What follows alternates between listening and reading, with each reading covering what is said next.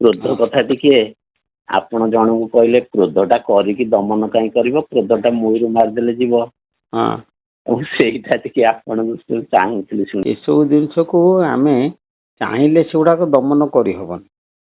ଆଜ୍ଞା ମୁଁ ଚାହିଁବି ଗୋଟେ ଲୋକ ମତେ ମାନେ ଗୋଟେ କଥା କହିଲା, ମୁଁ ତାକୁ ଜାଣି ଆଜ୍ଞା ଶୁଣିକି ସେ କଥାଟା କ୍ରୋଧକୁ ଦମନ କରି ସହି ହବ, ସହିକି ଆଜ୍ଞା ମୁଁ ତାକୁ ପ୍ରକାଶ କରି ନ ପାରିବି, କିନ୍ତୁ ଆଜ୍ଞା ମତେ ଜଣେ ପଦେ କଥା କହିଲେ ମୋ ଭିତରେ କ୍ରୋଧଟା ଅଟୋମେଟିକ ବାହାରିବ। ଆଜ୍ଞା ତାକୁ ଅଟୋମେଟିକ ଜିନିଷଟା ଦମନ କରିବା ନିହାତି ଦରକାର ନା ଆଉ।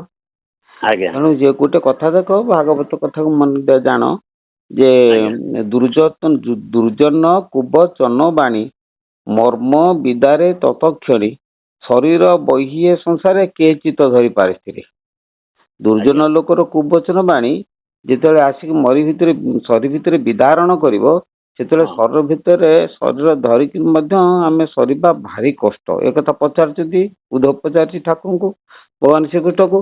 ଶ୍ରୀକୃଷ୍ଣ ସେଇଠୁ ଉତ୍ତର ଦେଇଛନ୍ତି, ଗୋଟେ ଭିକ୍ଷୁ ଗୀତା ବୋଲିକି ଗୋଟେ ଅଧ୍ୟାୟ ଅଛି ଆମର କୋଉଥିରେ, ଭାଗବତ ଏକାଦଶ ସ୍କନ୍ଧରେ। ସେ ଆଜ୍ଞା ଭିକ୍ଷୁ ଗୀତାରେ ସେଟା ଗୋଟେ ଉଦାହରଣ ଦେଇକି ବୁଝେଇ ଦେଇଛନ୍ତି ଯେ ତାର ବହୁତ ଧନଶାଳୀ ଲୋକଟା, ତାର ନା ଚାଲିଥିଲା, ଧନ ଅଛି, ସବୁଥିରେ ବେପାର ବାଣିଜ୍ୟ ବି ଚାଲିଛି, କିନ୍ତୁ ଯେତେବେଳେ ତାର ସମୟ ଆସିଲା ସେ ବେପାରଟା ତାର ବୁଡିଗଲା, ନୌକା ବୁଡିଗଲା ଜଳରେ, ଆଉ ସବୁ ଚୋର ଖଣ୍ଡ ସବୁ ପଇସା ପତ୍ର ନେଇଗଲେ। ଏମିତି ଯେମିତି ନେଇଗଲେ, ଅତିରିକ୍ତ ଅମାପ ଧନ ଅଧିକାର ଥିଲା, ଯେତେବେଳେ କ୍ଷୟ ହେଇଗଲା ସବୁ, ସେତେବେଳେ ତାକୁ ପରମ ଦୁଃଖ ଆସିଲା। ଦୁଃଖ ଆଜ୍ଞା ଆସିକି ଚିନ୍ତା କରି କରି କରି କରି ସେ ବୈରାଗ୍ୟ ଆସିଲା, ନା ନା ଗୋଟେ ସବୁ ଦୁଃଖ ମୁଁ ଛାଡ଼ିଦେବି। ଛାଡ଼ିଦେବେ ବୋଲି ଯେତେବେଳେ ସେ ଭିକ୍ଷା ବୃତ୍ତି ଆରମ୍ଭ କଲେ, କି ସନ୍ନ୍ୟାସ ଗ୍ରହଣ କଲା, ତାକୁ ବାହାରେ ଯୋଉ ଲୋକଙ୍କୁ କାହାକୁ ଠକେଇଛି, କାହାକୁ ଗାଳି ଦେଇଛି, କାହା ସହିତ ବିଭିନ୍ନ ପ୍ରକାର କାହାକୁ ନିର୍ଯାତନା ଦେଇଛି, ସେମାନେ ସବୁ କଣ ନା ଟାହିଟା ପୁରା କଲେ। କରିବା ପରେ ତାଙ୍କୁ ଯୋଉ କିଏ ତାର ଭିକ୍ଷା ପାତ୍ରରେ ମୁତୁଛି, କିଏ ତାକୁ ମାନେ ତାକୁ ଗାଳି ଦଉଛି, କିଏ କଥାଟାକୁ ଟାଣୁଛି, ଯୋଉ ଟାହିଟା ପୁରା ସବୁ କରୁଛନ୍ତି, ତଥାପି ସେ ସହୁଛି, ହଁ ସହିଯାଏ, କାହିଁକିନା ଗୋଟେ ସମୟ ଆଜ୍ଞା ଆସିଲେ ମୁଁ ସହିଯାଏ। ତେଣୁ ଆମର ଆଜ୍ଞା କ୍ରୋଧଟାକୁ ଆମେ ସହି ଯାଇପାରିବା, କିନ୍ତୁ ଆଜ୍ଞା ହେଲେ ମଧ୍ୟ ଭିତରୁ ସେଟା ଦମନ କେମିତି ହବ, ଏଟା ବାହାର ମଧ୍ୟରେ। ସେ ଦମନଟା ହବା ପାଇଁ ହେଲେ ଆମକୁ ଆଜ୍ଞା ସଦ୍ଗୁରୁଦତ୍ତ କର୍ମ କରିକିରି ଆମେ ଯଦି ତାର ସବୁ ମାନେ କିଛି ଆଧ୍ୟାତ୍ମିକ କର୍ମ କରିବା, ସେ ଭିତରୁ ସେ ଶେଷଟା ମରି ମରିକା ଆସିବ। ହେଲା। ଆଜ୍ଞା ଆଚ୍ଛା, କ୍ରୋଧଟା ମାରି ମାରିକା ଆସିବ, କ୍ରୋଧ ଦମନ ହବ, ଇଏ ଗୋଟେ କଥା। ମୁଁ ସେ ଯୋଉ କହିଛି, ମୁଁ କଣ ଲୋକଙ୍କୁ କହିଲି, ମୁଁ କହିଲି ନା ନା, ତମେ କ୍ରୋଧ ସବୁ ସମ୍ପୂର୍ଣ୍ଣ କ୍ରୋଧ ଛାଡ଼ି ଦେଇକି ନିରଳା ନିରୀହ ହେଇଗଲେ ଲୋକ ତମ ଉପରେ ପୁଣି ପ୍ରଭାବ ବିସ୍ତାର କରିବେ। ତେଣୁ ତମେ ଆହୁରି ବଳିଯିବ। ସେଥିପାଇଁ ନାଇଁ, ତମେ କ୍ରୋଧଟାକୁ ଭିତରେ ଦମନ କର, କିନ୍ତୁ ଉପରେ ଫଁଟା ରଖିଥିବ। ନ ରଖିଲେ ତମେ ମାନେ ସଂସାରରେ ଚଳିପାରିବନି। ସେଇ କଥା କୁହାହେଇଛି ନା ଆମର, ସେ ଆମେ ଯୋଉ ଠାକୁରଙ୍କ ବାବା, ଠାକୁରଙ୍କ ନୀତିରେ ପୁରା ରହିବା, ତାକୁ ସମର୍ପଣ ହେଇକି ରହିବା।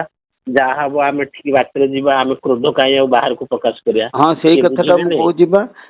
ଆଜ୍ଞା ସେଇଟା ପ୍ରକାଶ କରିବା ନାହିଁ, କିନ୍ତୁ ପ୍ରକାଶ ହେଇଯିବ, ଅଟୋମେଟିକ ଭିତରେ ଥିବ, ସିଏ ହବ। ଆମେ ପ୍ରକାଶ ଆଜ୍ଞା ସିନା କରିବାନି। ଆମେ ଠାକୁରଙ୍କୁ ଡାକୁଛନ୍ତି, ଆମେ ଜଣକୁ ଗାଳି ଦେଲା, ଆମେ ସହି ଦେଇକି ପଳେଇ ଆସିଲେ, ତା ଅର୍ଥ କଣ କ୍ରୋଧଟା କଣ ମୋର କଟିଗଲା? ନାଇଁ କ୍ରୋଧଟା ଭିତରେ ତା ବୀଜ, ତା ଯୋଉ ଅଙ୍କୁରଟା ରହିଲା ନା ଆଉ। କିନ୍ତୁ ନିଶ୍ଚିତ ଏମିତି ଆମେ କର୍ମ କରିବା, ଜଣେ ଆମକୁ ଗାଳି ଦେଲେ କ୍ରୋଧଟା କଣ ହବ ନା, ଆମକୁ ଆଉ ବାଧିବ ନାହିଁ। ଆଜ୍ଞା ଆଜ୍ଞା ଆମଠି କ୍ରୋଧଟା ଆମ ଭିତରୁ ଆଉ ଉଠିବ ନାହିଁ। ହଁ ସେଇ କର୍ମଟା ହଉଛି କଣ ନା, ଆଧ୍ୟାତ୍ମିକ କର୍ମ, ସଦ୍ଗୁରୁଦତ୍ତ କର୍ମ। ଗୁରୁ ନିର୍ଦ୍ଦେଶିତ ଅଭ୍ୟାସିତ କର୍ମ। ହଁ, ତମେ ଯଦି ଆଜ୍ଞା ମନଟାକୁ ତ୍ରିକୁଟରେ ସ୍ଥିର କରିଦବ, ତମକୁ ଆଜ୍ଞା କ୍ରୋଧ ମୋଟେ ବାଧିବନି। କିନ୍ତୁ ଆଜ୍ଞା ଆଜ୍ଞା ତ୍ରିକୁଟରେ ମନ ପ୍ରାଣ, ପବନ ମନ ଦିଟାକୁ ତ୍ରିକୁଟରେ ସ୍ଥିର କରିବା ପାଇଁ ହେଲେ ତାର କୌଶଳ ଅଛି। ଆଜ୍ଞା ସେ କୌଶଳ ଦ୍ଵାରା ଅଟୋମେଟିକ ସେ ସ୍ଥିର ହେଇଯିବ। ଆଉ କଣ ଆଜ୍ଞା ନା, ତ୍ରିକୁଟରେ ସ୍ଥିର ହବା ପାଇଁ ହେଲେ ଆମକୁ ତ୍ରାଟକ ଯୋଗ କରିବା ପାଇଁ ପଡିବ। ତ୍ରାଟକ ଯୋଗରେ, ଆଜ୍ଞା ତ୍ରାଟକ ଯୋଗ ହଉଛି ତରାଟିକି ଚାହିଁବ। ପ୍ରାତକ ସିଦ୍ଧି ହେଇଗଲେ ପ୍ରାଣାୟାମ ପୂରକ, ରେଚକ ପୂରକ, କୁମ୍ଭକ ସବୁ ସିଦ୍ଧି ହେଇଯିବ। ଏବଂ ତ୍ରାଟକ ହଉଛି ସବୁଠୁ ବଳିଷ୍ଠ ସାଧନ, ଏବଂ ସିଏ ଶରୀର ଭିତରେ ସବୁ ପ୍ରକାରର ତମକୁ ପ୍ରକୃତି କି ବିନାଶ କରିବାର ହଉଛି ଗୋଟେ ବଡ ମାନେ କୌଶଳ। ସେଇ ତ୍ରାଟକ ଆଜ୍ଞା ସାଧନା ଆମର ପଞ୍ଚସଖା ସାଧକ ମାନେ ଇଏ କଣ କରନ୍ତି ନା, ଗୋଟେ ଛାୟା ସାଧନା କରନ୍ତି। ଛାୟା ସାଧନା ହଉଛି ତ୍ରାଟକର ଗୋଟେ ଅଂଶ। ଏବଂ ଅନ୍ୟମାନେ ଯୋଉ ସବୁ ତ୍ରାଟକ କରନ୍ତି, ତାଠାରୁ ସବୁଠୁ ବଳିଷ୍ଠ ଆଉ ସବୁଠୁ ପାୱାରଫୁଲ ସାଧନ ହଉଛି ଛାୟା ସାଧନା। ଛାୟା ସାଧନ ବଳରେ ଆପଣଙ୍କର ଜନ୍ମ ଜନ୍ମାନ୍ତରର ପାପ ଖଣ୍ଡନ ହେଇଯିବ। ଆମ ଶରୀର ଭିତରେ ଥିବା ଯୋଉ ସବୁ ଦୁଷ୍କୃତ ମଳ ଇଏ ସବୁ ବିନାଶ ହେଇଯିବ। ଆଉ ପାପ ଶରୀର ବିନାଶ ହେଇକି ପୁଣ୍ୟ ଶରୀର ଆସିଯିବ। ଏଗୁଡା ସବୁ ଛାୟା ସାଧନା ବଳରେ ଟୋଟାଲ ଆଖି ପିଛୁଳାକେ ସବୁ ହେଇଯିବ। ତେଣୁ ଛାୟା ସାଧନାଟା ସେ ଯଦି ଆମେ ସାଧନା ଆଜ୍ଞା କରିହବ କଣ? ସେ ଯୋଉ ମହାପୁରୁଷ ତାଙ୍କ ବହିରେ ଉଲ୍ଲେଖ କରିଛନ୍ତି ସେଟା ଟିକେ କଷ୍ଟସାଧ୍ୟ ହବ ଟିକେ କରିବା ପାଇଁ ଛାୟା ଗୋଟେ ସାଧନାଟା। କଷ୍ଟରେ ଆମେ କଣ ଆମେ କଣ ମାଡଗୋଳ ନାଗୁଛନ୍ତି କଷ୍ଟ ସାଧ୍ୟ ହବ? ଅତି ଆଜ୍ଞା ସହଜ ସାଧ୍ୟ ସେଗୁଡାକ।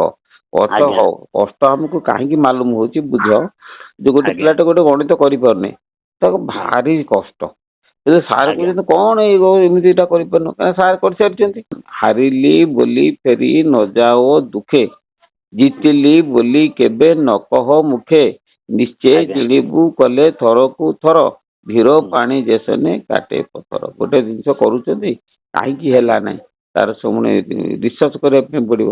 ମଝିରେ ମଝିରେ ମଧ୍ୟ ବେତାଳ ହେଲେ ଝୁଣ୍ଟିଲେ ତମର ଶରୀର ମସ୍ତିଷ୍କ ଏପରିକି ଛାୟା ସାଧନାରେ ତମକୁ ପାଗଳ ହେଇଯିବାର ସମ୍ଭାବନା ଅଛି। କିନ୍ତୁ ତାକୁ ଆମେ ସହଜ ବୋଲି ଭାବିକି ବହି ଫହିରୁ ପଢି ପଢି ଦେଇକି ଆମେ ଯଦି ଦେଖିବା ହୁଁ, ବିପଦର ସମ୍ଭାବନା ଘନେଇ ଆସିବ। ବହୁତ ଅଛି ଆଜ୍ଞା ଠିକ। ସେଥିପାଇଁ ଆମକୁ ଗୁରୁ ଦତ୍ତ ଯୋଉମାନେ କରିଛନ୍ତି ତାକୁ ହୁଁ, ଆଉ ଯୋଉମାନେ ଗୁରୁ ସଦ୍ଗୁରୁ ଯୋଉମାନେ ଅଟନ୍ତି ତାଙ୍କ ଆଜ୍ଞା ପାଖରେ ରହି ତାଙ୍କ ଠାରୁ କୌଶଳ ଅବଲମ୍ବନ କରି ଧୀରେ ଧୀରେ ଧୀରେ ଧୀରେ ସେଗୁଡା ସବୁ କରାଯାଏ। ଏ ମହାପୁରୁଷଙ୍କର ଯୋଉ ଛାୟା ଅବାଡ ଯୋଉ ଲେଖା ହେଇଛି ହୁଁ ସେ ଅବାଡ ବି ସେମିତି ସାଧନା ପାଇଁ ଲେଖିଛନ୍ତି ମହାପୁରୁଷ ବହିରେ ତାଙ୍କର। ହୁଁ ହୁଁ। ପଶ୍ଚିମ ଦିଗକୁ ସୂର୍ଯ୍ୟ ଉଦୟ ସମୟରେ ପଶ୍ଚିମ ଚାଲିଲେ ଆଖି ପିଛୁଆ ନ କରି ତାଙ୍କୁ ଦର୍ଶନ କରିପାରିବ ବୋଲି ବହିରେ ଉଲ୍ଲେଖ ନା ଅଛି। ସେଟା ଅବାଡ ନୁହେଁ। ତ ଆଜ୍ଞା ଶୁଣ ସେଟା ଛାୟା କଥାଟା କିନ୍ତୁ ମୋର ଆଜ୍ଞା କହିବା କଥା ହଉଛି ସେ ଛାୟା ଅବାଡ ଜ୍ୟୋତି ଧ୍ୱନି ଏଇ ଯୋଉ ଚାରି ପ୍ରକାର ସାଧନା ଏଇ ଆଜ୍ଞା ସାଧନା କେବଳ ଓଡିଶାର ପଞ୍ଚସଖା ସାଧକ ମାନଙ୍କ ଦ୍ଵାରା ଆବିଷ୍କୃତ। ଠିକ ଆଜ୍ଞା ଠିକ କିନ୍ତୁ ଆମ ଓଡିଶା ପଞ୍ଚସଖା ସାଧକକୁ ଛାଡ଼ିଦେଲେ ଅନ୍ୟମାନଙ୍କ ପାଖରେ ସାଧନା ନାହିଁ। ଆଜ୍ଞା ଏବଂ ଏଇ ସାଧନା ଗୁଡିକ ଯଦି ଆମେ ଅଭ୍ୟାସ କରିପାରିବା ତାହେଲେ ଆଜ୍ଞା ଆମେ ସହଜରେ ଆମର ଯୋଉ ଶରୀର ଟା ଶୋଧନ ହେଇଯିବ। ଆଜ୍ଞା ଆମ ଶରୀରରେ ଦିବ୍ୟ ଶରୀର ଆସିଯିବ। ସବୁ ଆଜ୍ଞା ଗୁଡାକ ଆମେ ସବୁ ସାଧନାର କୌଶଳ ଆମେ ପାଇଯିବା ଏଥିରେ ଅଛି। ଆଜ୍ଞା କିନ୍ତୁ ଆଜ୍ଞା ମୋର ସ୍ଵ ଅନୁଭୂତି ଆଜ୍ଞା ବୁଝିଲ କି ମୋର ଆଜ୍ଞା ସ୍ଵ ଅନୁଭୂତି ଯେ ସେଇ ପଞ୍ଚସଖା ମାନଙ୍କର ସାଧନା ଆମେ ଏମିତି କୌଶଳ ଅଛି ଯୋଉ କୌଶଳକୁ ଅବଲମ୍ବନ କଲେ ସେ ଚାରିଟା ଆଙ୍କେ ସବୁ ହେଇଯିବ। ଆଜ୍ଞା ତମକୁ କରିବା ପାଇଁ ପଡିବନି ସେଗୁଡା ସବୁ ଆସ୍ତେ ଆସ୍ତେ ହେଇଯିବ। ଇଏ ସବୁ କରିବାର କଥା ଇଏ କଥାକୁ ଆଜ୍ଞା ସବୁ ଯଦି ତମେ ଧୀରେ ଧୀରେ କରିବ ତାହେଲେ ହେଇଯିବ ଆଉ। କରିବାକୁ ଆଜ୍ଞା ପଡିବ ଆଉ ନ କଲେ କିଛି ହେଇପାରିବ ବହିରେ ପଢିକି ସେଇଟାକୁ ଅଭ୍ୟାସ ସବୁଦିନ ଗୋଟେ ନା ସୂର୍ଯ୍ୟ ଉଦୟ ସମୟରେ କରେ ନା ସେ ବୁରା ଭୁଲ। ଦର୍ଶନ ଦିଅନ୍ତି। ହୁଁ ହୁଁ। ଅବାଡ ଦର୍ଶନ ଦିଅନ୍ତି ଯେମିତି ଧାରା ତାଙ୍କର ସେମିତି କଲେ ଦର୍ଶନ ସବୁଦିନ ଦର୍ଶନ କରେ। ନା ନା ଅବାଡ ଦର୍ଶନ ଦିଅନ୍ତି ଅବାଡ କେମିତିକା ଦର୍ଶନ ଦିଅନ୍ତି ମୁଁ ଅବାଡ କି ରୂପ ଦର୍ଶନ ଦିଅନ୍ତି? ସେ ଦର୍ଶନ ଦିଅନ୍ତି ଆମର ଜୁଳୁଜୁଳିଆ ପୋକ ଭଳିଆ ହଁ ଦେଖାଯିବ ସେଇଟା ଆକାଶ କେତେବେଳେ ମାର୍ଗକୁ ଚାହିଁଲେ। ସମୟରେ? ସେଇଟା ସୂର୍ଯ୍ୟ ଉଦୟ ସମୟରେ ହଁ ନାଲି ସୂର୍ଯ୍ୟ ସୂର୍ଯ୍ୟ ପୂର୍ବ ଦିଗରେ ଉଦୟ ହେବେ ହୁଁ ଆପଣ ପଶ୍ଚିମ ଦିଗକୁ ହୁଁ ଚାହିଁଲେ ସେଟା ଏକାନିଷ୍ଠ ଦୃଷ୍ଟିରେ ଚାହିଁଲେ ଦର୍ଶନ ଦେବେ। ପୁରା ଭୋର ଅନ୍ଧାର ଉଦୟ ସମୟ ଆଜ୍ଞା ହଁ ଆଜ୍ଞା ସେଟାକୁ ଆଜ୍ଞା ଦେଖାଯିବ ଯେ ସେଟା ତମେ ଆଜ୍ଞା ଦରକାର ପଡ଼ିଲେ ସାଧାରଣ ଲୋକ ଗୋଟେ ଜଗିଲେ ବି ଉପରକୁ ଦେଖାଯିବ କିନ୍ତୁ ଆଜ୍ଞା ଆଜ୍ଞା ସେଇଟା କିନ୍ତୁ ସାଧନା ଟା ତମେ ଯଦି ଗୁରୁଙ୍କ ଉପସ୍ଥିତିରେ ନ କରିବ ଦରକାର ପଡ଼ିଲେ ଭୁଲ ହେଇପାରେ। ଆଜ୍ଞା ବିପଦର ସମ୍ଭାବନା ଅଛି। ହୁଁ ଆଜ୍ଞା ବହି ଦେଖିକି କେହି କର ନାହିଁ କରିବାଟା ଭୁଲ। ଆଜ୍ଞା ହଁ ତମେ କରୁ କରୁ ଯଦି ହଠାତ୍ ବିପଦ ଆସିଗଲା ସେଠି ସମ୍ଭାଳିବ କିଏ ତୁମକୁ? ଆଜ୍ଞା ଆଜ୍ଞା ଠିକ ତେଣୁ ଠିକ ଆଜ୍ଞା ଗୁରୁ ଧରିଥିଲେ ସେ ସବୁ ହବ ଆଉ। ଆଜ୍ଞା ଆପଣ ଯୋଉ କହିଥିଲେ ଯେ ମୁଁ ପୁରୀ ଯାଇଥିଲି କ୍ରୋଧକୁ ଛାଡି ଦେଇକି ଆସିଛି ହୁଁ ସେଇଟା କେମିତି କଣ ଛାଡିକି ଆସିଲେ? ଓହୋ ନା ନା କଥା ନାଇଁ ମୁଁ ତାକୁ ଗୋଟେ ସେଇଭଳି କହିଦେଲି ନା ଆଉ। ଆଜ୍ଞା ଆଜ୍ଞା ମୁଁ କହିଲି ତମେ ମାନେ ଚିନ୍ତା କର ନା ମୋର ରାଗ ନାହିଁ ମୁଁ ପୁରୀ ଯାଇଥିଲି ଛାଡି ଦେଇ ଆସିଥିଲି ହେଲା କି। କ୍ରୋଧ ବର୍ଜନ ହିସାବରେ ତମେ ଶୁଣ ମୁଁ କହୁଛି ଆମର ଆଜ୍ଞା ଶ୍ରୀ ଶ୍ରୀ ବ୍ରହ୍ମ ଅବଧୂତ ଠାକୁର ଶ୍ରୀ ଶ୍ରୀ ଦୟାନିଧି ପରମହଂସ ଦେବ ଯେତେବେଳେ ସେ ଆଜ୍ଞା ବାଇଟେଙ୍କ ମଠରେ ଥିଲେ ମୁଁ ତାଙ୍କ ପାଖରେ ଥିଲି ଦିନ ସେତେବେଳକୁ ପ୍ରାୟ 3ଟା ସମୟ ହବ। ସେ 3ଟା ଆଜ୍ଞା ସମୟରେ ଆମର ଜଣେ ମୂଲିଆ ପୁଅଟେ ଜଣେ ଥିଲା ଗାଈଆଳ ପିଲାଟେ ଥିଲା ତା ନାଁ କୁନା। ସିଏ ହଁ ଗାଈ ନେଇକି ଯାଏ ତାର ନିୟମ ଯେ ସିଏ ସକାଳୁ 10ଟା ଖଣ୍ଡେ ବେଳେ ଗାଈ ନେଇକି ଯିବ ସିଏ ଆସିବ 3ଟା ଖଣ୍ଡେ ବେଳେ। ସେ ଯେତେବେଳେ ଆସିବ ତା ରାଗଟା ମୁଣ୍ଡ ଉପରକୁ ଚଢି ଯାଇଥାଏ କାହିଁକି ନା ଆଜ୍ଞା ସେ ଗାଈକି ଗୋଡେଇ ବିରକ୍ତ ହେଇଯାଇଥାଏ। ହୁଁ ଗୁରୁ ସେଠୁ ମତେ କହିଲେ ଆରେ ଜାନି ତୁ ଦେଖିବୁ କୁନା ଗାଈ ଆଣିକି ବାନ୍ଧିଲାଣି ନା ମୁଁ ଦେଖିକି ଆସିଥିଲି ସେ ଗାଈ ଟା ବାନ୍ଧୁଥିଲା ମୁଁ କହିଲି ହଁ ଆଜ୍ଞା ସେ ଗାଈଟାକୁ ଆଣିକି ବର୍ତ୍ତମାନ ସେ ବାନ୍ଧୁଛି ଗାଈଟାକୁ। ଆଜ୍ଞା ସେଠୁ ଗୁରୁ କହିଲା ଆରେ ତୁ କଣ ଗୁରୁ ଆଜ୍ଞା ଅବଜ୍ଞା କଲୁ, ତତେ କହିଲି ଦେଖିବା ପାଇଁ ତୁ କଣ ନ ଦେଖିକି ଆସିକି ମତେ କହିଲୁ, ଯାହା ତାକୁ ପଚାରିକି ଆସିଲୁ। କଣ କରିବି ଗୁରୁ ଯେତେବେଳେ କହୁଛନ୍ତି ଗୁରୁ ଆଜ୍ଞା ଅବଜ୍ଞା ହବ, ତେଣୁ ମୁଁ ଆଜ୍ଞା ବାଧ୍ୟ ହେଇକି ଗଲି, ଯାଇକି ତା ଆଜ୍ଞା ପାଖରେ ପହଞ୍ଚିଲି। ତାପରେ ମୁଁ ନାଁରେ କୁନା ଗାଈ ସବୁ ଆଣି ସାରିଲୁଣି ନା? ସେଇଠୁ କହିଲା ତମ ଆଖି କଣ ଫୁଟି ଯାଇଛି? ମୁଁ ପା ଗାଈଟାକୁ ବାନ୍ଧୁଛି ଦେଖୁଛ, ମତେ କଣ ପଚାରୁଛ? ସେ ରାଗିକି କହିଲା ଖୁବ ଜୋର। ଆଜ୍ଞା ସେ ଯେତେବେଳେ ମତେ ରାଗିକି କହିଲା ମୋର ବି ରାଗ ଅଛି, ମୁଁ ସେ ରାଗଟାକୁ ସମ୍ଭାଳି ଦେଇକି କଣ ବୁଲି ପାରୁନି ବୁଲିକି ଗୋଟେ ପଳେଇ ଆସିଲି ତମ ତମ ହେଇକା କୋଉଠି ଆଜ୍ଞା ଗୁରୁଙ୍କ ପାଖକୁ। ମନ ଆଜ୍ଞା ଭିତରେ କହିଲି ବୋଲି କଣ ମୁଁ କହୁଛି ସେ ଗାଈଟାକୁ ବାନ୍ଧୁଛି, ଆପଣ ମତେ ବାରମ୍ବାର ପଠଉଛନ୍ତି, ମତେ ସେ ରାଗିକି ଏକଥା କହୁଛି। ମୁଁ କଥା ଗୁରୁଙ୍କୁ କହିନି, ମୋର ମନେ ମନେ ମନ ଆଜ୍ଞା ଭାବ୍ୟତା ଆସୁଛି।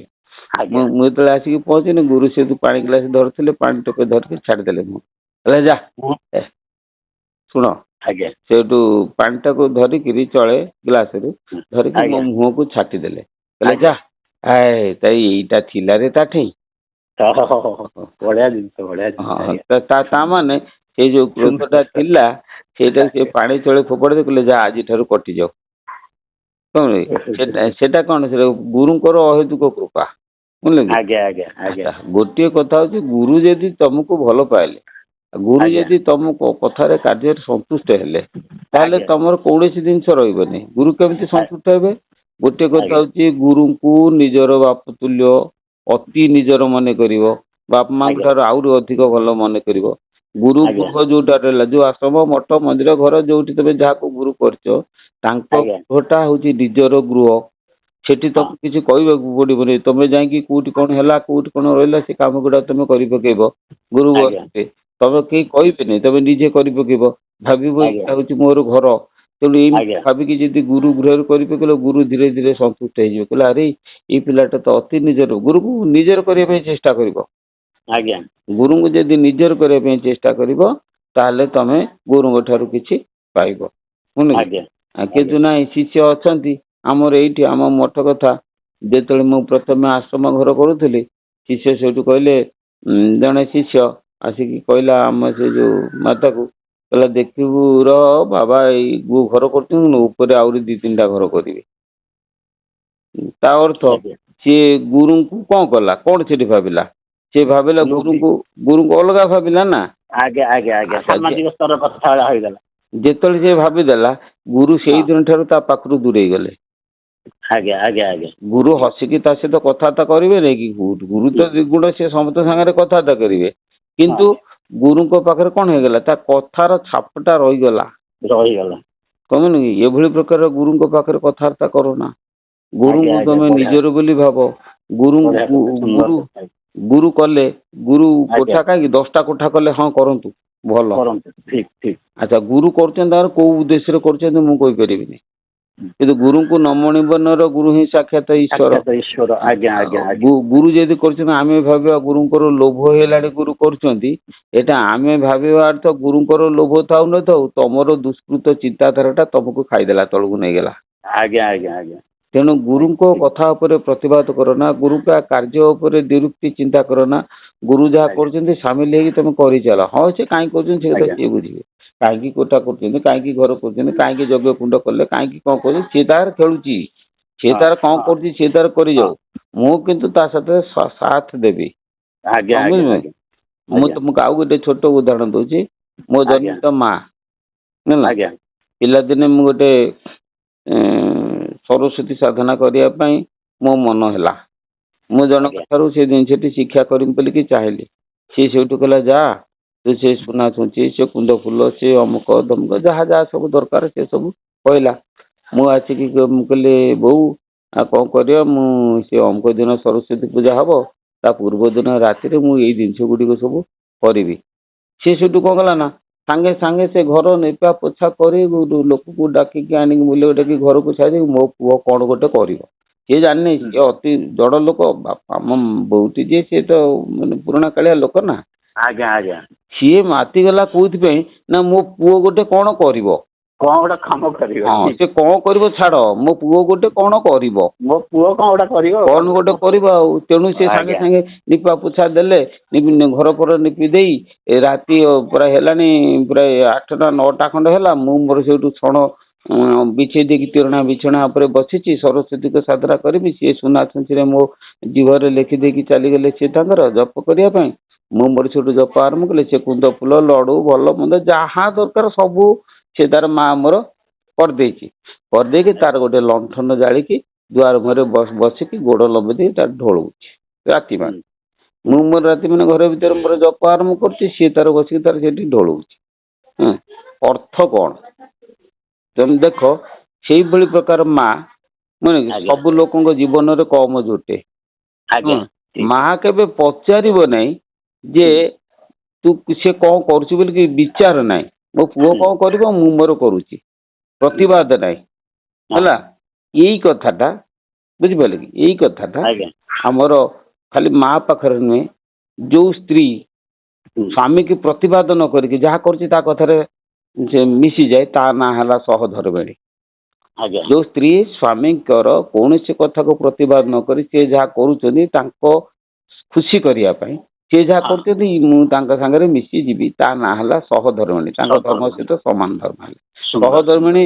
ସହଧର୍ମିଣୀ କଳି ଯୁଗରେ ମିଳିବା ମୁଁ ଭାବୁଛି ବି ତ କୋଟି କୋଟି ଗୋଟିଏ ଅଛନ୍ତି କି ନାହିଁ ଠିକ ଠିକଣା ନାହିଁ। ପୁରା ଠିକ।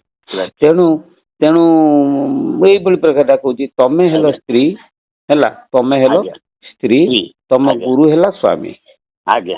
ଜଗନ୍ନାଥ ସ୍ୱାମୀ ନୟନ ପଥଗାମୀ ଭବ ତୁମେ ହେଲା।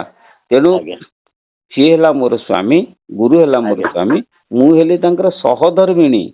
ସହଧର୍ମିଣୀ ଅର୍ଥ ଗୁରୁଙ୍କ ଧର୍ମ ସହିତ ମୋ ଧର୍ମକୁ ମୁଁ ସାମିଲ କରିଦେବି। ମୋ ଗୁରୁଙ୍କ ଧର୍ମ ସହିତ ଯେତେବେଳେ ମୋ ଧର୍ମକୁ ସାମିଲ କଲି, ଗୁରୁ ଯାହା କରୁଛନ୍ତି ମୁଁ ସେଇଆକୁ କରିଗଲି, ବୁଝିଲେ ନା? ଦେଖିବ ତମର ଉନ୍ନତି ବଳେ ହେଇଯିବ। ଗୁରୁଙ୍କର ଯେତେବେଳେ ଆଶୀର୍ବାଦ କେମିତି ଆସିବ ନା, ଗୁରୁ ଯେତେବେଳେ ତୁମକୁ ଭଲ ପାଇଲେ ଆଶୀର୍ବାଦ ଟା ବଳେ ପଳେଇଲା ନା ଆଉ।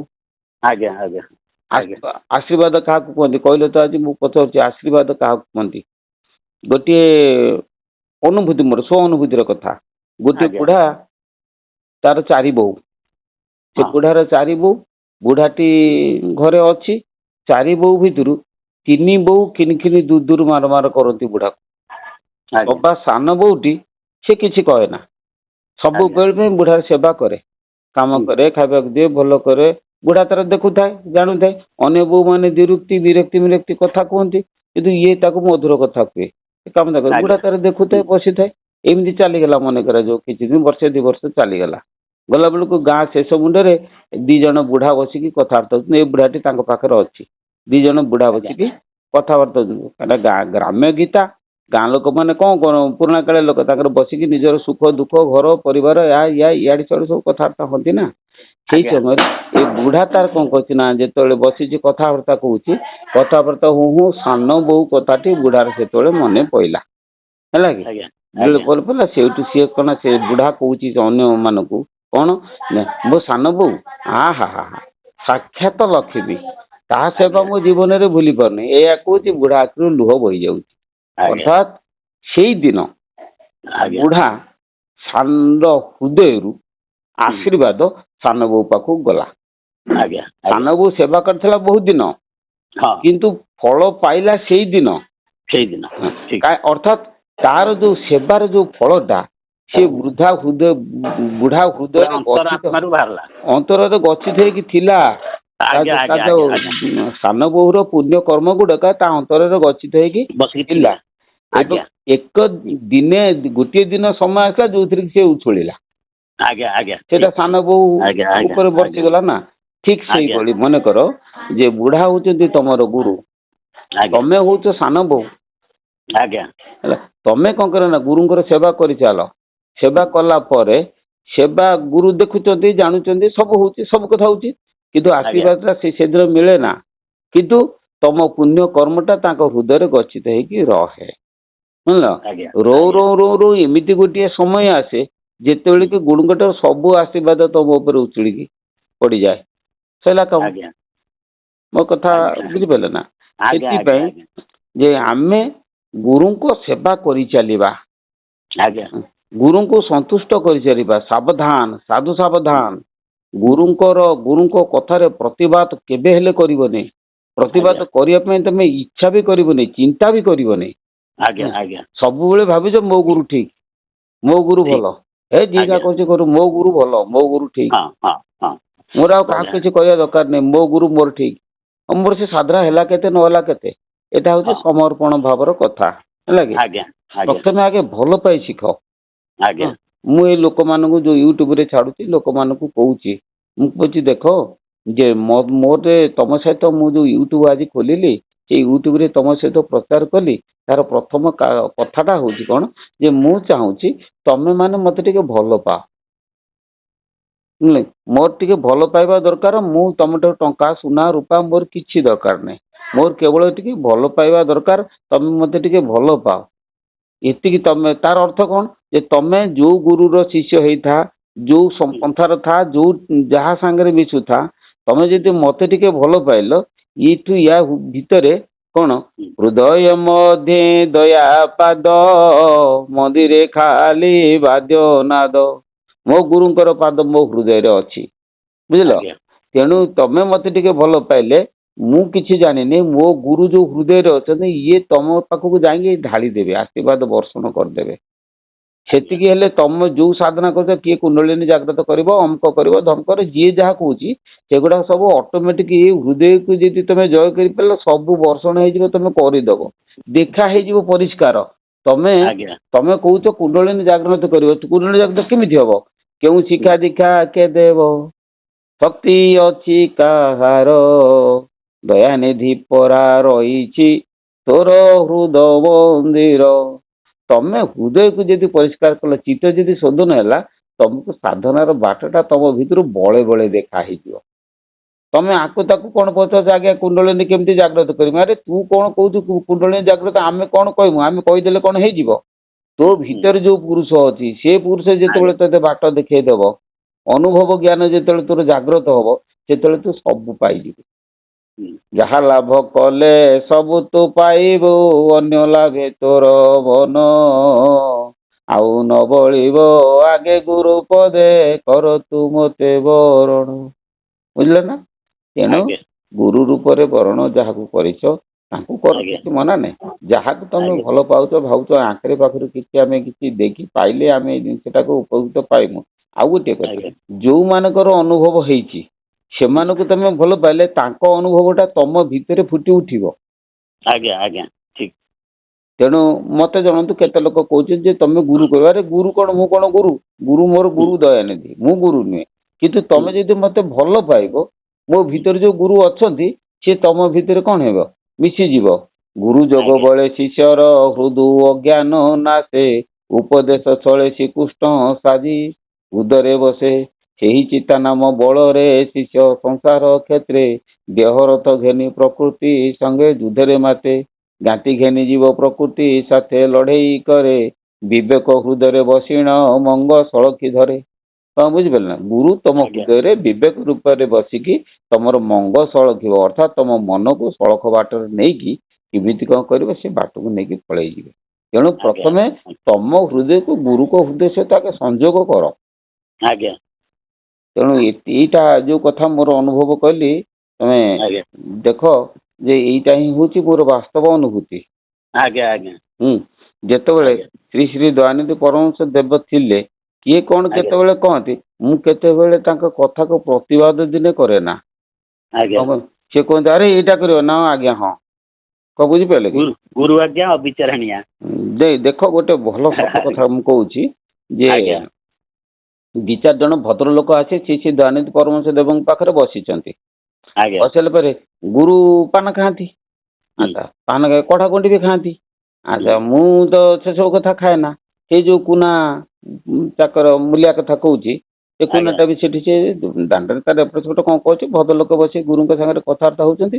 ଗୁରୁ ସେଇଠୁ କଣ କଲେ ନା, ହାତରେ ସେ ଧରିଥିଲେ ସେ ଯୋଉ ରାଉଳ ଗୁଣ୍ଡି, ବୁଝିଲ? ଆଜ୍ଞା ସେ ଆଜ୍ଞା ତାଙ୍କ ସାଙ୍ଗରେ କଥାବାର୍ତ୍ତା କରୁଛନ୍ତି, ପୁଳେ ଧଇଲେ ଗୁଣ୍ଡିକି ହାତରେ, ପୁଳେ ଆଜ୍ଞା 3-4 ଆଙ୍ଗୁଳିରେ ପୁରା ପୁଳେ ଉଠେଇଲେ ବାଁ ହାତ ଚକି। ଉଠି ସାରିକି ତାଙ୍କୁ ଅନେଇଛନ୍ତି, ମତେ କହିଲେ ନେ। କଣ ବୁଝିପାରୁଛ ନା? ଆଜ୍ଞା ଅନେଇଛନ୍ତି ଭଦ୍ର ଲୋକଙ୍କୁ କିନ୍ତୁ ମତେ ଆଜ୍ଞା କହିଲେ ଗୁଣ୍ଡି ନେ ଆଜ୍ଞା ସେ କଥା କହିଲେ। ମୁଁ କହିଲି ଆରେ ଗୁରୁ ତ ପ୍ରସାଦ ଯାଚୁଛନ୍ତି, ଠିକ ଗୁରୁ ମହାପ୍ରସାଦ ଯାଚୁଛନ୍ତି, ସେଠି ମୋ ବିକାର ନାହିଁ ଯେ ଏଇଟା ଗୁଣ୍ଡିକି ଏଇଟା ଅମୁକ ବୋଲିକି। ହଠାତ୍ କିନ୍ତୁ ମୋ ମୁଣ୍ଡରେ ନାଇଁ ଆସିଗଲା, ମୁଁ କହିଲି ଆରେ ଗୁରୁ ମତେ ପ୍ରସାଦ ଯାଚୁଛି, ରଖ ସେ ଗୁଣ୍ଡି, ରଖ ସେ କଢା ହଉ ମଡା ହଉ ଯିଏ ହଉ, ଯାହା ଯାହା ହଉ, ଗୁରୁ ଆଜ୍ଞା ତ ମତେ ଆଜ୍ଞା ଠିକ ପ୍ରସାଦ ଦଉଛନ୍ତି ନା। ଆଜ୍ଞା ଆଜ୍ଞା ଆଜ୍ଞା ସାଙ୍ଗେ ସାଙ୍ଗେ ଧରିଲି ପାଟିରେ ପକେଇଦେଲି। ଆଜ୍ଞା ଯେତେବେଳେ ପକେଇଦେଲି ସେ ଗୁଣ୍ଡିଟା ନା ପାଟିରେ ଭେଦିଲେ କି କଣ ହେଲେ ମୁଣ୍ଡ ଟିକେ କଢା ଧରିବ କେତେ ସମୟ ପରେ, କିନ୍ତୁ ମୁଁ ଦେଖୁଛି ତାହା ନୁହେଁ, ମୁଁ ତାକୁ ଧରୁ ଧରୁ ମୋ ମୁଣ୍ଡ ବୁଲେଇଲାଣି। कौन ଆଜ୍ଞା तार ଆଜ୍ଞା माया दया का ହଁ माया कोई नहीं पाया, जो ପାୟା पाया वो छिपाया, ଓହୋ जो ही छिपाया ज्ञान बढ़ाया, भव सिद्धू संताप संग छिड़ाया। समझ लगी। ଆଜ୍ଞା ଆଜ୍ଞା दया का माया कोई नहीं पाया, जो पाया वो छिपाया, जो ही छिपाया ज्ञान बढ़ाया, भव सिंधु संताप संग छिड़ाया। भजो चंचल मन प्रेम से भजो, भजो चंचल मन प्रेम से भजो, भजो दया निधि कृपा करो, श्री गुरु चरण याद करो, याद करो मन याद करो, श्री गुरु चरण याद करो। ସେ ଗୁଣ୍ଡିଟିକା ଯେମିତି ମୋ ମୁଣ୍ଡ ଘୁରେଇଲା, ଯଦି ମୁଣ୍ଡ ଆଜ୍ଞା ଘୁରେଇଲା ମୁଁ ଟଳଟଳ ହେଲି, ପଡିଯିମି।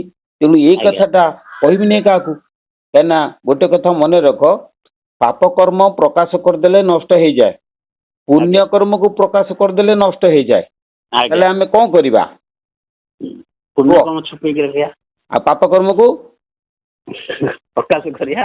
ବାସ୍, ଯୋଉ ଭଲ ଉତ୍ତର ଟେ ଦେଲ, ମତେ ମୋର ଖୁସି ଲାଗିଲା ତମ କଥା। ଯେ ଆଜ୍ଞା ପାପ କର୍ମକୁ ପ୍ରକାଶ କରିଦେଲେ ନଷ୍ଟ ହେଇଯିବ, ପୁଣ୍ୟ କର୍ମକୁ ପ୍ରକାଶ କରିଦେଲେ ନଷ୍ଟ ହେଇଯିବ। ଆଜ୍ଞା କିନ୍ତୁ ପୁଣ୍ୟ କର୍ମକୁ ପ୍ରକାଶ ନ କରି ଗୁପ୍ତରେ ରଖିବ, ପାପ କର୍ମକୁ ପ୍ରକାଶ କରିଦବ। ଆଜ୍ଞା ଏଇଟା ଆମର କର୍ତ୍ତବ୍ୟ। ତେଣୁ ଆଜ୍ଞା ଇଏ ତ ପୁଣ୍ୟ କର୍ମ, ଗୁରୁ ମତେ ଆଜ୍ଞା ଆଶୀର୍ବାଦ ଦେଇଛନ୍ତି। ମୁଁ ଆଉ କିଛି ଆଜ୍ଞା ନ କହିକି ସେ କୁନା ସେଇଠି ଦୁଆର ମୁହଁରେ ଛିଡା ହେଇଥିଲା। ମୁଁ ନା ଆରେ କୁନା ମତେ ଟିକେ ଧନି, କହିଲା ଚାଲି ପାରୁନି ନା ମୁଣ୍ଡଟା ଘୁରଉଛି। ଆଜ୍ଞା କିନ୍ତୁ ଗୋଟେ କଥା ହଉଛି, ତମେ ଗୋଟେ ମାଟେ ତେଲ ହଳଦୀ ମାରିକି ଛୁଆଟିକି ସେ ଶୋଇ ଦେଇଛି, ଶୋଇ ସାରିଲା ପରେ ଛୁଆଟି କେଁ କେଁ ହଉଛି, କୁଁ କୁଁ ହଉଛି, କିନ୍ତୁ ମା କାମ କରୁଛି, ହେଲେ ଛୁଆ ଉପରେ ତାର ନଜର ଅଛି ନା ନାଇଁ? ନଜରଟା ଆଜ୍ଞା ଅଛି। ଆଜ୍ଞା ଯେତେବେଳେ ନିଶ୍ଚିତ ଜନ୍ଦା କାମୁଡି ଦବ, ସେତେବେଳେ ସେ ସବୁ କାମ ଛାଡ଼ି ଦେଇ ଯାଇ କୋଳେ କରି ବସିବ କୋଟାକୁ। ଆଜ୍ଞା ଠିକ ସେଇଭଳି ଏଇ ତ ଜନ୍ଦା କାମୁଡ଼ିଲା ମତେ, ମୁଁ ଯେମିତି କହିଲି ଧବେ କାହାକୁ, କୁନାକୁ, ସଙ୍ଗେ ସଙ୍ଗେ କହିଲା ଆରେ ହେ ଗୁରୁ କହୁଛନ୍ତି, ଆରେ ଇଏ କଣ, ମୁଁ ତ ଜାଣିନାହିଁ, ତାକୁ କଣ ଗୁଣ୍ଡି ଟିକେ ଗୁଣ୍ଡି ଗୁଡାକ ସବୁ ଦେଇଦେଲି, ସିଏ କଣ ଖାଇଦେଲା ନା କଣ? କିଏ ସେ ଗୁରୁ କହୁଛନ୍ତି, ଦୌଡ଼ି ଆସ ଆଜ୍ଞା ଦୌଡ଼ି ଆସ ଦୌଡ଼ି ଆସ, ପାଣି ଆଣ ପାଣି ଆଣ। ଇଏ ପାଣି ଆଣିବି, ପାଣି ଆଣିକି ଧରିକି ଛାଟିବେ କଣ, ପାଣି ଛାଟି ଛାଟି ତାର କୁଆଡେ କଣ ବଳେ ବଳେ ପଳେଇଗଲା।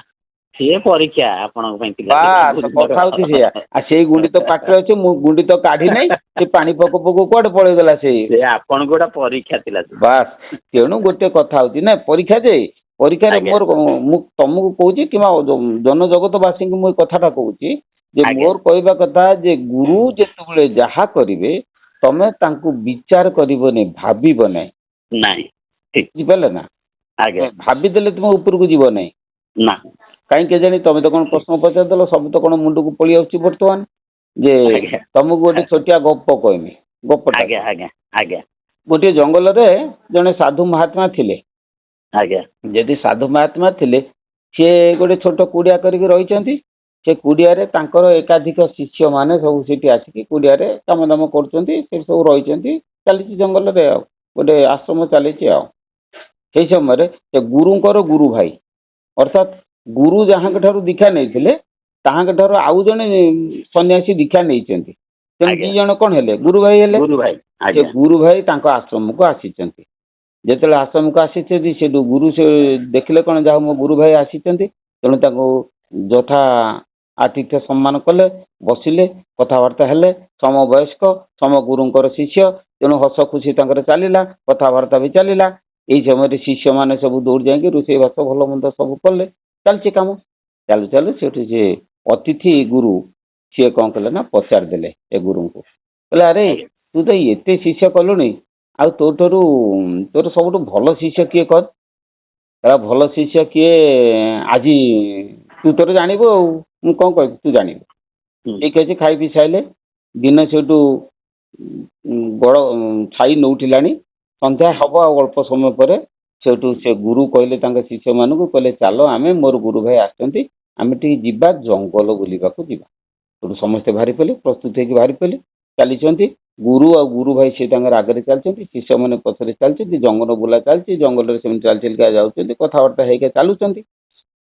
ଯାଉଁ ଯାଉଁ ଦେଖିଲେ କିଛି ବାଟରେ ଯେ କିଛି ମନେକର ଯୋଉ ଆଜିକା ଟଙ୍କାରେ ମନେକର ଆଜ୍ଞା 500 ଟଙ୍କା ଗୁଡ଼ାଏ ମେଞ୍ଚେ ମେଞ୍ଚେ ପଡ଼ି ପଡ଼ିକା ଯାଇଛି। ଆଜ୍ଞା ଆଜ୍ଞା ଯଦି ପଡ଼ି ପଡ଼ି ଯାଇଛି ଦଳେ ଶିଷ୍ୟ କହିଲେ ଆଚ୍ଛା ସେ ଯାଉଛନ୍ତି ତ ଗୁରୁ ଗୁରୁ ଭାଇ ଯାଉଛନ୍ତି ଆମେ ଚାଲ ଯିବା ସେ ଟଙ୍କା କେତେଟା ନେଇ ଆସିବା। ସେ ତାର ଖୁଟି ଖୁଟିକା ଭିତରକୁ ପଳେଇଗଲେ ଜଙ୍ଗଲ ଭିତରକୁ। ଆଉ ଆଜ୍ଞା କିଛି ବାଟ ଗଲା ବେଳକୁ 1000 ଟଙ୍କା ପଡ଼ିଛି ତା ଆଜ୍ଞା ପାଖକୁ 2000 ଟଙ୍କା ପଡ଼ିଛି ଏମିତି ବାଟରେ ପଡ଼ି ପଡ଼ିକା ଯାଉଛି। ତାପରେ ସେଠୁ ଦେଖିଲେ ଯେ ରୂପା ମୋହର ପଡ଼ିଛି ସେଠି କିଛି ଖୁଣ୍ଟିଲେ ତାପରେ କିଛି ବେଳକୁ ସୁନା ମୋହର କିଛି ପଡ଼ିଛି ତାକୁ ମଧ୍ୟ ଦଳେ ଖୁଟି ଖୁଟି ଗଲେ। ଯିଏ ଆଜ୍ଞା 500 ଟଙ୍କାର ଲୋଭ ମାନେ କରିନଥିଲେ ସେ 1000 ଟଙ୍କାକୁ ଲୋଭ କଲେ। ଯିଏ 1000 ଟଙ୍କା ଲୋଭ କରୁନଥିଲେ ସେ ରୂପା ମୋହରକୁ ଲୋଭ କଲେ। ଯିଏ ଆଜ୍ଞା ରୂପା ମୋହରର ଲୋଭ ଛାଡ଼ିଥିଲେ ସେ ସୁନା ମୋହରକୁ ଲୋଭ କଲେ। ଏମିତି ସବୁ ଲୋଭ କରି କରିକା ସବୁ ଭିତରେ ସବୁ ଚାଲିଛନ୍ତି ଜଙ୍ଗଲ ଭିତରେ ଖୁଟି ଖୁଟି ଚାଲିଛନ୍ତି ଗୁରୁ ଗୁରୁ ଭାଇ ତ ଚାଲିଛନ୍ତି ଆମେ ଖୁଟିବା ଆଉ। ଆଜ୍ଞା କିନ୍ତୁ ଯାଉଁ ଯାଉଁ ମାଛି ଅନ୍ଧାର ହେଇ ଆସିଲା। ସେ ମାଛି ଅନ୍ଧାର ଭିତରେ ହୁଁ ସେଠୁ ଦେଖିଲେ ଯେ ସେ ଗୋଟେ ତ୍ରିଛକି ରାସ୍ତା ସେ ତ୍ରିଛକି ରାସ୍ତାରେ ଗୋଟିଏ ଚାଳ ଘର। ସେ ଚାଳ ଆଜ୍ଞା ଘରେ କ'ଣ ହେଇଛି ନା ଗୋଟିଏ ମାନେ ପଡ଼ିଛି ଟେବୁଲ ପଡ଼ିଛି ତା ଉପରେ ସେ ଟେବୁଲ ଉପରେ କ'ଣ ଅଛି କହି ହଉନି ଦେଖା ହଉନି ଅନ୍ଧାରରେ କିନ୍ତୁ ଗୋଟେ ଲୁଗା ପଡ଼ିଛି ଏବଂ ଲୁଗା ପଡ଼ିଛି ଜଣା ପଡ଼ିଛି ଗୋଟେ ଯେମିତି ଲୋକ ମରିକିରି ସେଠି ଶୋଇଛି ଆଜ୍ଞା ଏବଂ ତା ଉପରେ ମାଛି ଗୁଡ଼ାକ ଭଣ ଭଣ ହଉଛନ୍ତି। ଆଜ୍ଞା ସେଠୁ ଗୁରୁ ଗୁରୁ ଭାଇ ସେଠି ଛିଡ଼ା ହେଇଛନ୍ତି ଗୁରୁ ପଛପଟକୁ ଚାହିଁ ବୁଲି ପଇଲେ ବସିଲେ କିଏ ଅଛରେ ଦେଖିଲା ବେଳକୁ ସବୁ ତ ଖୁଣ୍ଟିବାରେ ବ୍ୟସ୍ତ। ଜଣେ ଅଛି ହଁ ପାଖରେ କିନ୍ତୁ ଦି ଜଣ ଶିଷ୍ୟ ଛିଡ଼ା ହେଇଛନ୍ତି। ଆଜ୍ଞା ଆଜ୍ଞା ସିଏ କହିଲା ଆଜ୍ଞା ମୁଁ ଅଛି ସିଏ କହିଲା ଆଜ୍ଞା ମୁଁ ଅଛି। ଗୁରୁ ଆଜ୍ଞା କହିଲେ ଖାଇଯା ବୁଝିଲ ଆଜ୍ଞା ଗୁରୁ କ'ଣ ଆଜ୍ଞା କହିଲେ ଖାଇଯା। ଖାଇଯା ଆଜ୍ଞା ଜଣେ ସେଠୁ ଜଣେ ମନରେ ଭାବୁଛି ଇଏ ତ ମାଛି ବସିଛି ପଚା ମଡ଼ାଟା ଖାଇମି କ'ଣ ସେ ଭାବୁଛି କିନ୍ତୁ ଆଜ୍ଞା ଆର ଜଣ କହିଲା ଆଜ୍ଞା ଖାଇ କୋଉଠୁ ଖାଇବି। ହଁ ଠିକ ଠିକ ବୁଝୁଛ ତ ଅର୍ଥଟା ବୁଝୁଛ ଆଜ୍ଞା ତ। ଆଜ୍ଞା ଆଜ୍ଞା ସେଠୁ ସେ ଯେମିତି କହିଲା କୋଉଠୁ ଖାଇମି ଗୁରୁ କହିଲେ ମଝିରୁ ଖାଇଯା। ସେଠୁ ସିଏ ଆଜ୍ଞା କହିଲା ନା ଆଜ୍ଞା ପୁଣି ଯାଇକି ମୁଁ ମାନେ ଲୁଗା ସହିତ କାମୁଡ଼ି ଆଜ୍ଞା ପକେଇକି ଟାଣି ଆଣିଲା। ସେ ଭାବିଲା ଆଜ୍ଞା କ'ଣ ଏଇଟା ମାନେ ମଡ଼ାଟା ହେଇଥିବ ମଡ଼ା ତ ଗୁରୁ କହୁଛନ୍ତି ଖାଇବେ ମୁଁ ଖାଇମି ଆଉ ଯାହା ପୁଣି ତ ଯାଇକି କହିଲେ ଖାଇବେ ଆଉ ହଁ ଖାଇମି ଆଉ କାମୁଡ଼ିକି ଯେମିତି ଉଠେଇ ଆଣିଲା ସେ ଲୁଗା ସହିତ ଉଠି ଆସିଲା କ'ଣ ନା ସେଠି ଗୋଟେ ମିଠା ଦୋକାନ। ଆଜ୍ଞା ଦୋକାନଟି ନାହିଁ ଆଜ୍ଞା ମାଛି ଅନ୍ଧାର ହଁ ତେଣୁ ମିଠା ଥାଳି ଗୁଡ଼ାକ ସବୁ ସଜା ହେଇଛି ତା ଆଜ୍ଞା ଉପରେ ଧଳା କପଡ଼ାଟେ ପଡ଼ିଛି। ହୁଁ, ଭ୍ରମବଶତଃ ଜଣା ପଡୁଛି ଯେମିତି ଗୋଟେ ମଡ଼ା ପଡ଼ିଛି କାହିଁକିନା ମାଛି ଭଣ ଭଣ ହଉଛନ୍ତି। ଆଜ୍ଞା ଆଜ୍ଞା ତେଣୁ ଆଜ୍ଞା ଲାଷ୍ଟ ଶିଷ୍ୟଟି ଯିଏ କହିଲା କୋଉଠୁ ଖାଇବି ତାକୁ କହିଲେ ମଝିରୁ ଖାଇଯା। ସିଏ କେନା ହଁ ଖାପ ଟାଣିକି ଯେତେବେଳେ ଘିନା ହେଲା ଗୋଟେ ରସଗୋଲା ତା ପାଟିରେ ପଳେଇ ଆସିଲା। ଆଜ୍ଞା ଏଥିରୁ ଜଣା ପଡ଼ିଲା କ'ଣ ଯେ ସେଇଠୁ ଆଜ୍ଞା ଆଜ୍ଞା ଗୁରୁ ସେଇଠୁ ଗୁରୁ ଭାଇ କି କହିଲେ ଗୁରୁ ଆଜ୍ଞା ଆଜ୍ଞା କହିଲେ ଆରେ ବୁଝିଲୁ ସିଏ କହିଲା ଆଜ୍ଞା ଠିକ ହଁ। ଠିକ ତାମାନେ ଠିକ ପ୍ରକୃତ ଶିଷ୍ୟ କିଏ ସେ ତୁ ବୁଝୁ। ତାମାନେ ପାଖାପାଖି ଥିଲା ହଁ ନିର୍ଦ୍ଦେଶ ମାନିଲା ପାଖାପାଖି ଥିଲା। ବାସ୍ ତାର କ'ଣ ସବୁ ଲୋଭ ମୋହ ଛାଡ଼ି ସାରିଲା ପରେ ଯୋଉ ଆଜ୍ଞା 2 ଜଣ ଶିଷ୍ୟ ଲାଷ୍ଟକୁ ରହିଥିଲେ ତାଙ୍କ ଭିତରୁ ଆଜ୍ଞା ଜଣକ ଟିକେ ଘୃଣା ଭାବ ଥିଲା। ଟିକେ ଥିଲା ଆଜ୍ଞା ଶିଷ୍ୟ ସେଠୁ କ'ଣ ରହିଗଲା ଆରଟା ଠେଇଁ ଆଜ୍ଞା କିଛି ନଥିଲା। ଆର ନା ଟାଇଁକାରେ କ'ଣ ଥିଲା ସମର୍ପଣ ଭାବ ଥିଲା ଗୁରୁଙ୍କ ଉପରେ ପୁରା ସମର୍ପଣ ସେ କରିଥିଲା। ସେଠୁ ସେ ଆଜ୍ଞା କ'ଣ କଲା ଆଜ୍ଞା କୋଉଠୁ ଖାଇମି ଗୁରୁ କହିଲେ ମଝିରୁ ଖାଇଯା। ହୁଁ ଏଥିରୁ ଆମେ ଜାଣିଲେ ଯେ ଆଜ୍ଞା ଗୁରୁଙ୍କୁ ଯଦି ଭଲ ପାଇଛ ଆଜ୍ଞା ଗୁରୁଙ୍କୁ ଯଦି ତମେ ସମର୍ପଣ କରିଛ ଦେହ ମନ ପ୍ରାଣ ସବୁ ଯଦି ସମର୍ପଣ କରିଛ ଗୁରୁ ଯାହା ଆଜ୍ଞା କହିଲେ ତମେ ଛାଡ଼ି ଦେଇ ଦେହଟାରେ କ'ଣ ଅଛି। ଯଦି ଗୁରୁ ଆଜ୍ଞା ମୋତେ ଆଜ୍ଞା ଆତ୍ମଦର୍ଶନ ଦେଲେ ଆତ୍ମା ଭିତରେ ଯଦି ଅଛି ଗୁରୁଙ୍କ କଥା ଯଦି ମାନିଛି ଗୁରୁ ତୋର ଯାହା କରୁଛନ୍ତି କରୁଥାନ୍ତୁ। ଗୁରୁଙ୍କ ଆଜ୍ଞା ଆଜ୍ଞା ପାଳନ ମୁଁ କରିବି ନିଶ୍ଚିନ୍ତ ମୋତେ ଉପରକୁ ଯିବି। ଏ ଆଜ୍ଞା ଦୃଢ଼ତା ଯଦି ରହିଥିବ ସେଥିପାଇଁ ଆଜ୍ଞା ସଚ୍ଚିଦାନନ୍ଦ ପରମଦେବ କହିଲେ ଟଳିବ ନାହିଁ ଦୃଢ଼ରୁ ବୃକ୍ଷ ଫଳ ଫଳିବ ଟେକା ଟେକି କଥା ନ ଶୁଣି ମନ ଧୀର କରିବ ଷୋଳ ବ୍ରହ୍ମେଲୟ ରଖିଲେ ପୁତା ଅଜାମ୍ର ହୋଇ ସାରି କହିବେ ସଦଗୁରୁ ଦୟା ନିଧି କହି ଡର ଭୟ ହୃଦୁ ଛାଡ଼ିବ ଭୟ ପଦ ପାଇ ଦୋଳା ପିତୁଳା ସ୍ଥିର କରିବାରେ ଦେବୁ ନାଇଁ ଢାଙ୍କି ଅଛି ଅର୍ଦ୍ଧ ମାତ୍ରାଟି ଯେବେ ଦୟା ବହିବ ଢାଳେ ଚେତିବୁ ଦୟା କହେ ଶୂନ୍ୟ ପୁର ଦିଶିବ ଅଛନ୍ତି ସେ ଶୂନ୍ୟ ପୁରରେ ଶୂନ୍ୟବାସୀ ଠାକୁର ଅଣଚାଶ ତୀର 50 ହେଲେ ହୋଇବୁ ଧୀର।